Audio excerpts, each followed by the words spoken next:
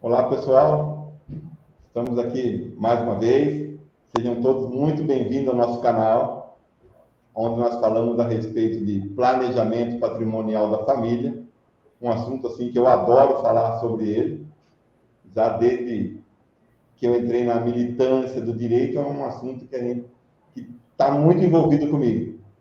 E hoje, em especial, tenho a grata satisfação de estar recebendo para bater um papo com vocês e comigo, a doutora Ana Miller. Seja muito bem-vinda, tá? Que essa seja a primeira de uma série de eventos que participaremos juntos para estar falando exatamente sobre esse planejamento patrimonial da família.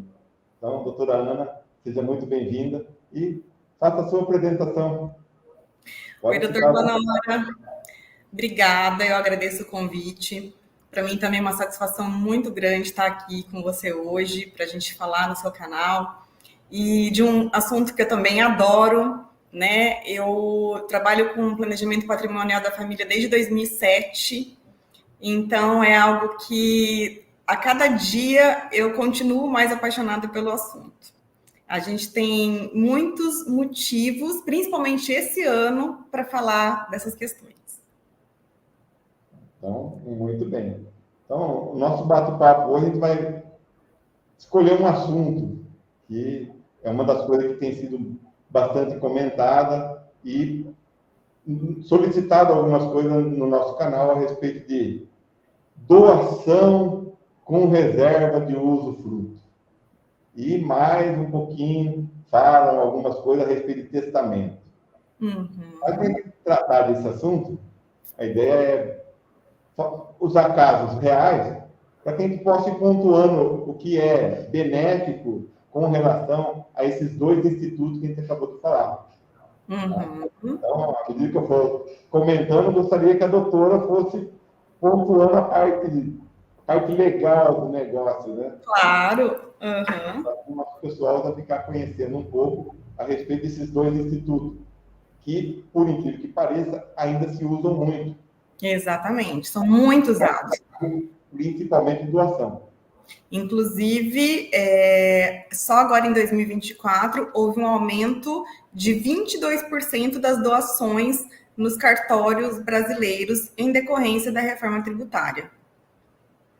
Acabaram, sem querer já dar minha opinião, acabaram não fazendo a melhor escolha. Exatamente. 22% nós estamos em fevereiro, começando fevereiro. Começando em fevereiro. Imagina até o final. Imagina. Realmente começarem a ter noção dos valores que serão aprovados de aumento, né? Exatamente. Bom, então vamos lá. Vamos pegar casos práticos para a gente discutir. Doutora, vou tentar fazer... Vamos fazer como Jack o Estripador. Vamos por partes. Tá, vamos por partes. E gostaria que a doutora fosse pontuando com relação a isso. Pode deixar. Na verdade, eram duas irmãs amigas da gente. Tá? E acabaram nos procurando com relação a algumas dúvidas, principalmente doação. Elas receberam dos pais, em vida ainda, também a título de doação, os imóveis que os pais tinham aqui na nossa cidade. Por incrível que pareça, os pais se foram, os bens estavam para as duas irmãs, e as irmãs, já também passou algum tempo, também tiveram filhos. E resolveram fazer o mesmo ato de amor que era fazer a doação. É claro que o imóvel, ao longo do tempo, ele era um imóvel que estava afastado um pouco da cidade, era um condomínio de chácaras. Hoje, esse imóvel está na cidade. Certo. Ou seja, houve uma supervalorização do imóvel. Vai imaginando, né? Eu estou imaginando. E fizeram exatamente isso. Esse ato de amor elas acabaram fazendo. Vamos doar para os filhos? Vamos. Por incrível que pareça, o que acontece? Com quem faz doação de um bem, para ter o usufruto? Gostaria que a doutora pontuasse esse ponto. Na hora que a pessoa faz a doação, o que acontece? Quando ela faz a doação, ela transmite a nova propriedade para o donatário. E elas colocaram, e os pais dela colocaram cláusulas de reserva de usufruto? Sim. Na doação? Então, eles ficaram com a possibilidade de utilizar e se aproveitar dos frutos decorrentes do bem. Como a doutora colocou, né? Explica melhor para o nosso público o que é nucleopiedade, o que é quem fica com o quê. Ah, tá. Então, a não propriedade, ela é uma propriedade que ela não é plena, né? No direito civil, nós temos a propriedade completa, plena, que é quando você exerce tanto a propriedade quanto a posse, quanto você usufrui dos frutos advindos daquele imóvel, né? Quando você faz uma doação com reserva desses usufrutos, isso significa dizer que eu estou entregando a propriedade do imóvel para o donatário, no caso, né, que seriam os filhos, porém me reservando ao direito de usufruir de todos os frutos advindos desse bem enquanto eu ainda estiver viva, né? O usufruto, ele só se encerra com a morte do doador. Perfeito. E foi isso que aconteceu. Uhum. Doaram. Como a cidade evoluiu, cresceu, expandiu, teve essa supervalorização, não foi difícil para que uma incorporadora quisesse comprar esse lote, porque já havia comprado os demais em volta. Uhum. E, por incrível que pareça, ofereceu até um valor, digamos assim, fora do mercado, acima. Uhum. Acima para as duas irmãs, que teoricamente eram proprietárias. Teoricamente. Uhum. Teoricamente. Uhum. Uma dessa aí, o que aconteceu? É só falar com os nossos filhos e que vende. Mas e aí, teve consenso desses filhos? É aí que entra, doutora. Não. Um dos filhos achou que não valeria a pena, porque ele tinha uma questão emocional com o imóvel. Uhum. Uhum. E aí, o que acontece?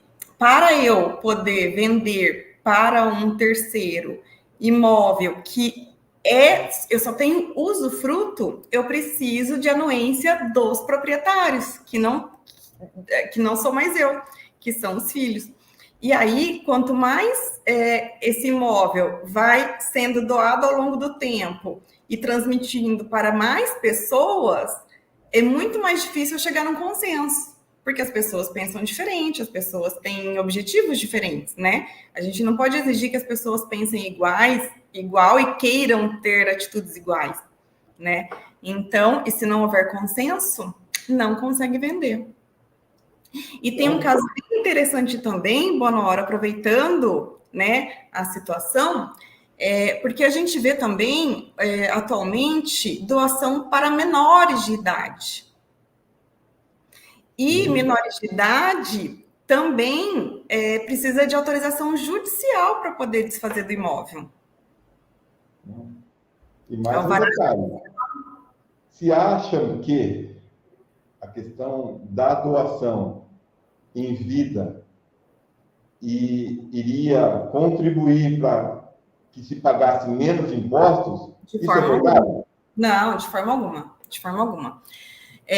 A doação em vida, ela apenas antecipa um imposto que seria pago lá no final. Mas não muda o imposto, não muda a base de cálculo do imposto, não tem economia tributária. Claro, se a gente pensar agora, que é o que aconteceu, que o pessoal foi para cartório para poder fazer essas doações, porque existe o aumento vai acontecer, o aumento da tributação. Uma previsão. Né? Estamos na iminência de. né? Isso vai acontecer. Porém, então, nessa hipótese, com a alteração da alíquota, sim, existe uma vantagem, né, econômica. Porém, ela não é em relação ao fato em si, né, morte. Ele é somente uma antecipação desse fato, uma antecipação dessa base de cálculo, né, do fato gerador dessa base de cálculo. Claro, a doação ainda é um instrumento muito utilizado, né? Esse instrumento jurídico ele veio justamente dentro do planejamento patrimonial para uma finalidade que atualmente já não é o melhor instrumento que a cumpre, né? Nós temos outros mecanismos que são muito mais vantajosos do ponto de vista financeiro. Além, vamos tocar, falou do ponto de vista financeiro, mas além do ponto de vista financeiro, tem uma outra situação que eu acredito que seja até mais relevante, a questão do controle. Porque a partir do momento que você faz a doação, você perde total controle do seu bem. Uhum. Aí se você passa a ser dependente de outras pessoas, caso queira fazer alguma coisa com o seu imóvel, que já não é mais seu, né? Não é mais seu. E realmente você não tem mais a livre disponibilidade dos seus imóveis, né? Dos seus bens. Aquilo que você construiu não está mais dentro do seu domínio, está na propriedade de outras pessoas. Então, para fazer qualquer coisa, você precisaria ter a anuência dessas pessoas. Então, é a questão financeira, a questão de controle e também uma questão de administração, né? Porque na doação direta de imóveis para os sucessores, se você for pensar, eles acabam não fazendo a administração desses bens de uma forma contínua. Eles não entram na administração própria do dia a dia daqueles imóveis, né? Ao passo que nós temos instrumentos cuja sucessão ela já vai acontecendo ao longo do tempo, tanto de forma administrativa quanto jurídica. E automática, sem que seja necessário pelo inventário. Exatamente. Qualquer outro procedimento. Exatamente. Porque assim, quem já passou por um inventário pode dizer o quão, além de custoso, demorado, e você fica naquela, né? É uma situação que você quer resolver, às vezes você precisa resolver por N questões. Eu não conheço ninguém que tenha passado pelo inventário e não tenha se chateado em vários momentos, né? Dentro dessa questão da doação, comentando, digamos que o casal faz uma doação hoje, doa para os filhos, além de perder todo esse controle sobre o bem, esquece que, às vezes, a vida dele continua. Sim. E se a pessoa que doou, ou o casal que doa, um deles vem a ficar viúvo e entra num novo relacionamento. Por exemplo. E esse relacionamento vai perdurar por 15, 20 anos, 30 anos. E essa pessoa que entrou nesse novo relacionamento, talvez você queira, aquela pessoa que se casou com ela, queira deixar algo também. E aí? Ele não tem mais esse poder. Sim, não tem mais esse poder. E assim, hoje, né, a gente, não é só no caso de morte, né, de um dos cônjuges, mas até mesmo em caso de separação, porque você faz uma doação em vida, aí depois o seu status conjugal muda, você se separa, e aí você constitui uma nova família. Pode ser que essa outra pessoa já tenha os seus próprios filhos, ou que vocês venham a ter filhos em conjunto, e aí você já fez a disposição de todo o seu patrimônio, sem ter como incluir ali aquele né, o novo filho, ou ainda que não seja um filho do casal, sem ter como deixar o seu legado de uma forma que você queira dispor os seus bens para aquelas pessoas, né, que você ama tanto. Então, você não tem mais flexibilidade, você perde o controle e a flexibilidade, né? Voltando uma questão do controle familiar, você consegue manejar todos esses aspectos. Voltando nessa questão do controle, a doação, até que a gente viu até o momento, a hora que você faz uma doação, é um ato irreversível. Isso, é irrevogável e retratável. Uhum. É irreversível. Você fez a doação, acabou. Acabou. E hoje existem outros institutos que se possibilita a reversão, caso você queira. Sim, exatamente. Uhum. Facilita muito. Exatamente. Então, assim, hoje em dia existem muitas alternativas que dão ao patrimônio a mesma finalidade da qual a doação seria né, daria, mas com muitas outras possibilidades, flexibilidade, controle dentro da gestão, dentro de vários aspectos, né? Um manejo muito melhor. Com relação, hoje estou no estado de São Paulo. Uhum.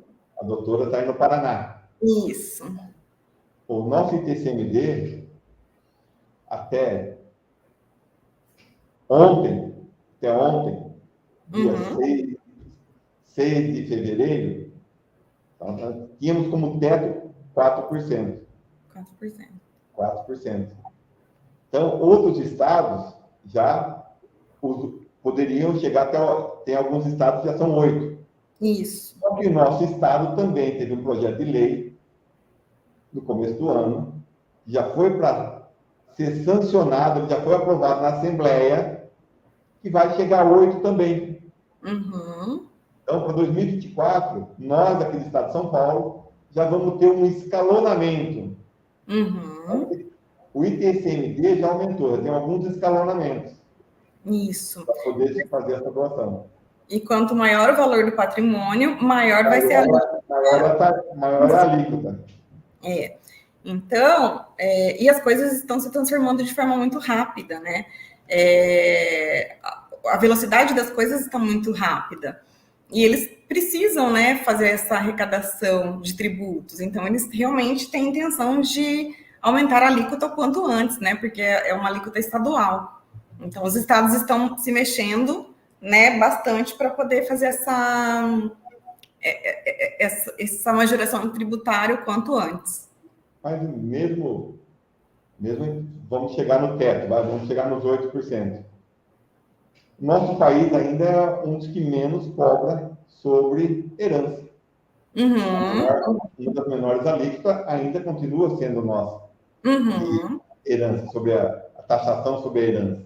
Uhum. Pega outros países, chega a 50%. Isso. Aí você vai falar assim, não, mas é que os outros países ganham dinheiro com isso. Não, os outros países não querem fazer esse trabalho de fazer essa transferência. Eles querem, na verdade, que isso esteja institucionalizado em alguma pessoa física, por exemplo, pessoa jurídica. Pessoa jurídica. Uhum. Você despersonifica o cidadão para tirar o patrimônio da pessoa física, né? Você leva direto para a pessoa jurídica. Que essa, provavelmente, de vontade própria, ela não morre. Sim, não tem como, né? Vontade própria, ela não morre, ela não vai... A pessoa jurídica, ela eu não posso dizer permanente, mas ela vai ter uma vida muito superior à de uma pessoa física, né? Porque você acaba transmitindo de geração para geração, né? Principalmente se for fazer uma pessoa jurídica, no sentido de realmente proteger o patrimônio. Você vai criar uma empresa que realmente ela vai ter o único objetivo, que é proteger o patrimônio. Seria como se fosse um cofre. Isso. A probabilidade de uma empresa dessa vir a falir, ela não tem uma atividade. Então, dificilmente você vai ter como atingir isso aí. Ou fazer que ela venha a ter problemas.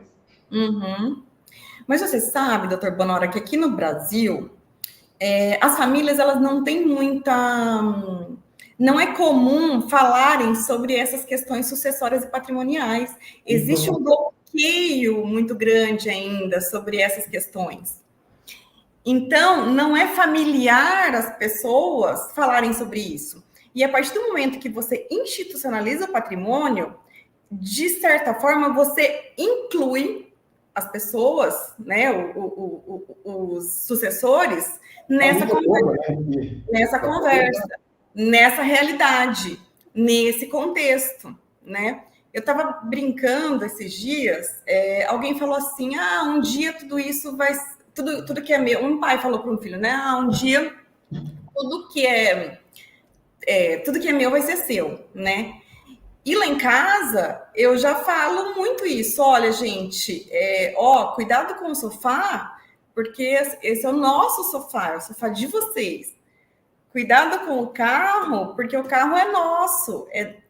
Então, eles já têm um pouco desse conceito. E eles começam, até inclusive sobre o aspecto financeiro, de educação financeira mesmo, eles começam a se desenvolver.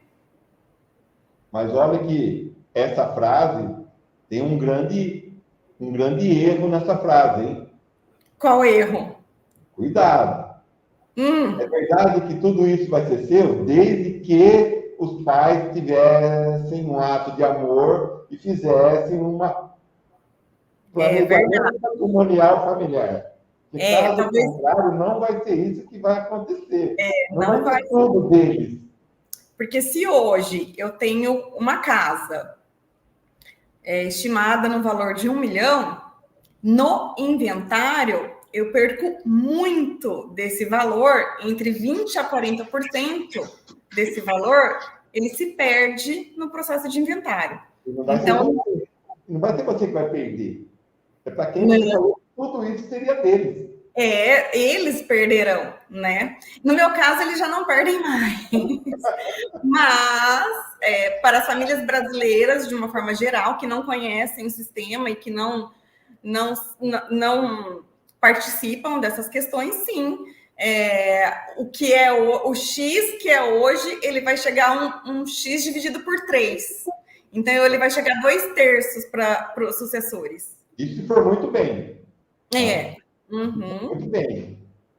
Isso sem contar os conflitos, as ideias divergentes, eventual testamento que tem aí no meio, né? Que também é um assunto que a gente vai falar hoje.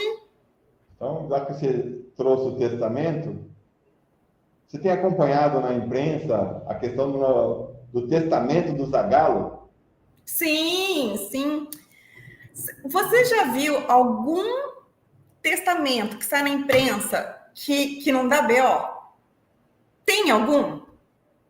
Eu nunca vi nenhum testamento, nunca. Olha que eu sou formada desde 2003, são 20 anos, né, de formada. Em toda a minha trajetória, eu nunca vi um testamento que não tenha dado problema e não tenha sido judicializado. Eu nunca vi. Mas até em novela testamento dá enredo. Em tudo, né? Mas na vida real também. Na vida real também. É coisa de novela, não, é coisa da vida real. Mas até novela dá problema. Não, é uma coisa... Olha, vamos pegar o caso do Zagallo, por exemplo. E olha que ele fez assim, correto. Ele não fez o testamento de forma errada. E observou a legítima e dividiu a parte dele por 3. Você vê como fala assim, é justo? É um negócio dele? Então, a gente ouve as notícias que são faladas na mídia, né? A gente não viu os documentos, enfim, tudo, mas acredita-se que, me parece que cumpriu os requisitos formais e legais. Todos. Certo. Né? E ainda assim tem questionamento, e ainda assim os herdeiros, os sucessores não... Na verdade, sabe o que acaba acontecendo no testamento? O testador, ele acha que ele vai resolver a vida dos herdeiros, dos sucessores, quando, na verdade, ele só cria briga, conflito e discussão. Né? Porque é exatamente isso. nós temos um sistema que ele consegue já antecipar aos sucessores a minha real vontade. Então, eu já começo a praticar essa minha real vontade ao longo do tempo, em conjunto com a família.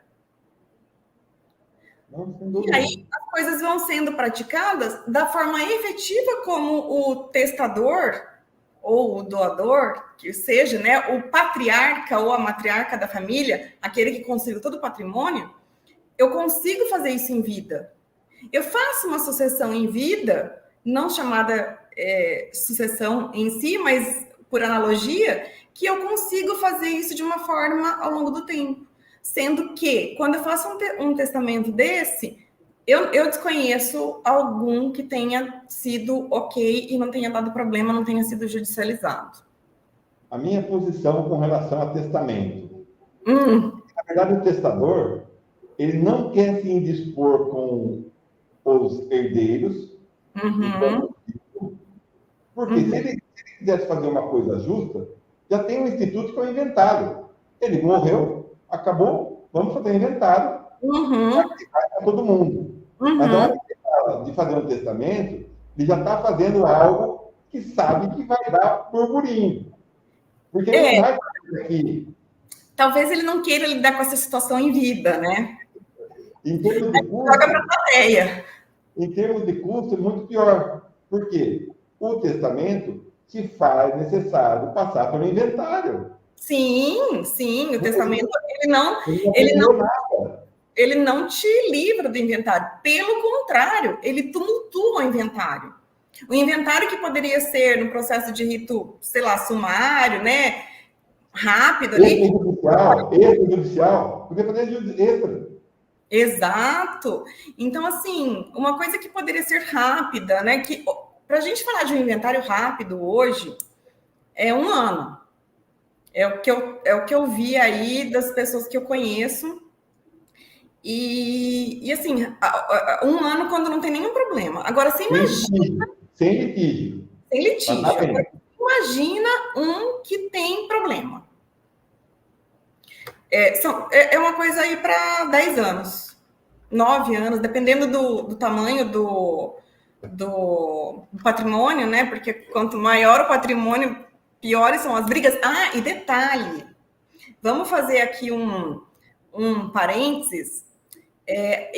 A gente, né, não trabalha muito no judicial, né? São raríssimos os casos que eu pego no judicial. A gente quer entregar soluções para os clientes que sejam a melhor solução possível de forma extrajudicial, né? Mas, sem contar que tem advogado que, ao invés de ajudar as partes a conseguirem se consensuar e conseguirem chegar num acordo, eles conseguem prorrogar os processos por muito mais tempo. Vontade deles, né? Por vontade deles. Por quê? Porque às vezes ele quer... o honorário dele aumenta quanto mais trabalho ele tem, ou quanto mais o percentual que ele consegue para o cliente dele. Só que você não sabe. Um dia você vai estar de um lado, outro dia você vai estar do outro. Você não sabe o que vai acontecer, né? E, na verdade, isso tudo não era a vontade do testador. Talvez ele não quisesse lidar com uma situação ali que ele tinha na família. Todos temos situações diversas nas nossas famílias. Ninguém está isento dessa regra, né? E não quis lidar, mas deixou para a plateia, e aí a plateia, todo mundo começa a brigar. Cada um vai dar um pitaco. Cada um dá um pitaco, e às vezes, eu já cansei de ter negociações em que o advogado da contraparte, ele não queria chegar Às vezes o cliente dele falava assim, não, tá tudo bem, eu quero fazer isso. E ele falava, não. E não era nada ilegal, não era nada que o prejudicasse, mas o advogado não permitia chegar num consenso. Por quê? Muitas vezes por causa de honorários advocatícios. Então, é muito mais interessante fazer, ou melhor, não utilizar nenhum desses dois institutos. Não vamos utilizar. Testamento, a questão da doação. E sem falar que a maior parte das vezes que se deparam com essa questão da doação, do testamento, muitas das vezes não se consulta realmente um profissional, um advogado, que pudesse assessorá-los nesse sentido para evitar que os problemas viessem amanhã. Geralmente, Sim. Quando procura advogado, é na hora do problema, já está pronto, já está feito. É por isso que eu sempre falo da atuação do advogado de forma preventiva, né? Eu trabalho no preventivo, na verdade, quando eu entrei na faculdade, eu queria fazer concurso público, né?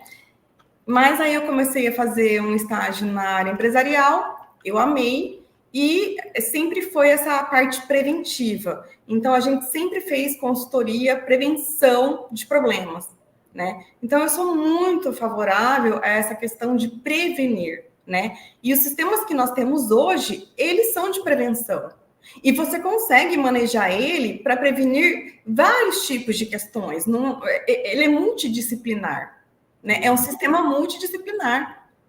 Você consegue construir de uma forma que atenda às várias matérias do direito. E isso você só consegue fazer porque você está falando de prevenção, você está fazendo antecipadamente ao problema acontecer. A hora que o problema acontece, você não tem mais como prevenir. Mas nossa sociedade ainda, a hora que você fala, o advogado já pensa na justiça. Já pensa no litígio. Você sabe que outro dia eu tinha um acordo de sócios e aí um advogado que ele não está acostumado com prevenção, né? E ele é do litígio. E aí eu liguei para ele e falei assim, doutor, a sua cliente acabou, a gente assinou na segunda-feira o acordo, a sua cliente acabou de infringir uma cláusula, né? Aí ele falou assim, doutor, imagina, não sei o quê. Eu falei assim, não, doutor, eu vou ter que notificar, porque ela vai ter que tirar isso do ar, né? Porque ela acabou de infringir o que estava no contrato. Aí notifiquei. Aí ele falou assim para mim, ele me ligou e falou assim, olha, se você não retirar essa notificação agora, amanhã eu estou no judiciário. Eu falei assim, gente, eu conversei com ele, falei para ele, eu falei que eu ia ter que notificar porque eu preciso formalizar a situação, né? Mas eu liguei antes para ele para falar assim, doutor, tá acontecendo isso, né? Descumpriu. Aí, qual que é a resposta que ele me dá? Eu vou judicializar. Eu tô querendo sair do litígio, ele tá querendo entrar no litígio. Mas esses assuntos, por exemplo, esses institutos da qual nós estamos comentando hoje, realmente favorece a chegar nisso.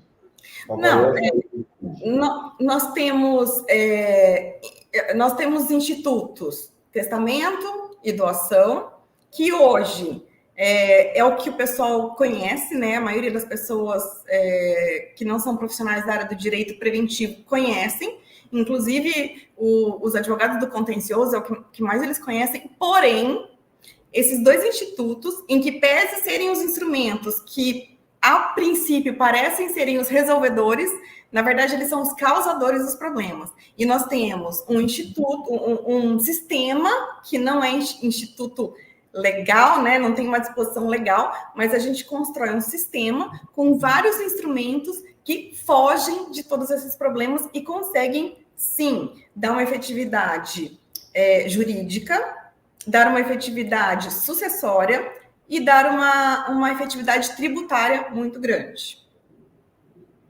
Com relação a esses atributos que a doutora comentou de facilidade, segurança, com relação a esse sistema de planejamento patrimonial da família, é interessante destacar que isso aí sim é um ato de amor.